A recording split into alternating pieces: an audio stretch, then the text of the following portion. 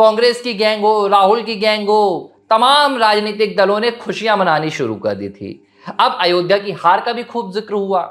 अवधेश प्रसाद जीत गए। अवधेश प्रसाद को लोकसभा में राहुल गांधी अपनी बगल की सीट देना तक शुरू कर चुके थे। मतलब एक माहौल बनाने की कोशिश की गई, जिस माहौल में दिखाया गया कि योगी का जो रुतबा, योगी आदित्यनाथ का जो दबदबा और दबंगई 2017-22 तक रही है, वो अब नहीं है। अब योगी आदित्यनाथ कमजोर मुख्यमंत्री हो गए हैं। ये सब कुछ चल रहा था।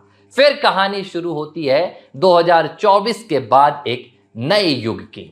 योगी आदित्यनाथ की सियासत में एक नई कहानी की, जिसने फिलहाल पूरे विपक्ष को हतोत्साहित कर दिया है, जिसने पूरे विपक्ष को यह सोचने पर मजबूर कर दिया है कि अगर अब योगी आदित्यनाथ को नहीं रोक पाए तो कब रोकेंगे।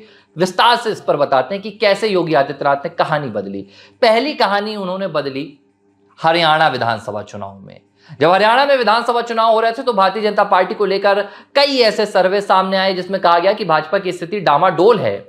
मुख्यमंत्री बदला गया था, मनोहर लाल खट्टर को हटाकर नायब सिंह सैनी को नए चेहरे के तौर पर लाया गया था। हालांकि यह भाजपा की अपनी एक नीति होती है, जहां नए चेहरों को राज्यों में इंट्रोड्यूस कराया जाता है और पुराने चेहरों को दूसरी जिम्मेदारी दी जाती है। जैसे शिवराज सिंह चौहान, मोहन यादव आए, शिवराज सिंह चौहान दिल्ली पहुंच गए, मनोहर लाल खट्टर दिल्ली पहुंच गए, नायब सिंह सैनी को ला दिया गया। तो विपक्ष ने इसे लेकर एक तस्वीर बनाई कि भाजपा हरियाणा में कमजोर है और एक जातिगत आधार पर वोटों का बंटवारा करने की कोशिश की गई। और इस बात को सबसे पहले भांपने वाला कोई देश का राजनेता था तो वो योगी आदित्यनाथ थे। एबीसी हिंदी न्यूज, आज ही जुड़िए हर खबर के साथ।